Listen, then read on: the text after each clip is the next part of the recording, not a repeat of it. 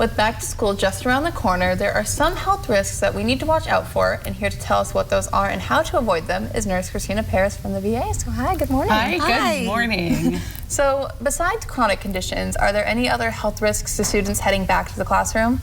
Yes, there are. So when we think about it, 95% of our students are at school for up to 6 hours a day. So that's a significant amount of time to be exposed to, different kinds of infectious diseases. Like you said, there's chronic diseases like asthma and food allergies and diabetes. Right. But there's infectious diseases too, and so we have to watch out for those.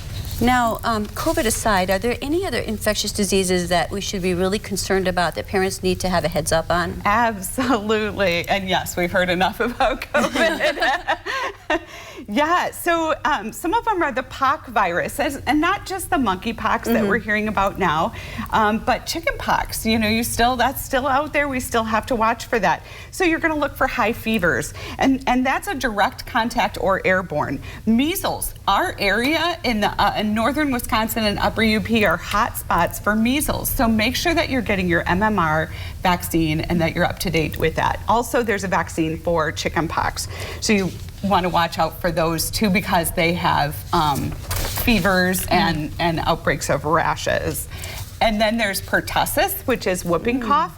Also, you can get a vaccine for that too, chronic cough, and that can affect adults and high school kids. It's not just the little ones. So we want to watch for those too. Pink eye, you can, itchy eye. If you wake up, it's clumpy, gumpy, gooey, yucky. That's the time you need to go and have your child looked at, because those two are contagious and they tend to rub their eyes and and then they they're spread it playing all with around, their right? buddies. Yeah.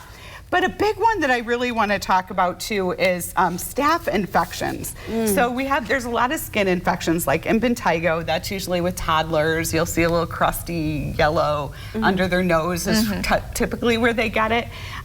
Those are contagious. But staph, so when we have wrestlers or people in school who are in contact sports, gymnastics, wrestling, the swim team, you want to watch out for staph infections. Now those are skin infections, and it will require an antibiotic, and it is contagious. And some of those, staph infections can go into the eye. Absolutely, yeah, it can go into places that can be more significant. And if they bring them home and grandma or grandpa, somebody who maybe with a weakened immune system gets those, they can turn into MRSA infections, which are those antibiotic resistant infections. So we want to be really careful. So any way to safeguard against this? Absolutely. So some of the things that you want to do, of course, is hand washing is key. Make sure that you are washing your hands. Anytime that there's an infection, make sure you're staying home. Minimize any contact with animals or people that have these infections. And universal precautions. So if you're at school, teachers, please use gloves, clean, wipe down the desks of kids, wipe down the floor mats. And make sure you're sanitizing stuff with antifungals and antibacterial wipes. That's the best way to get rid of it. And just be aware that those things are out there. If you're sick, stay home.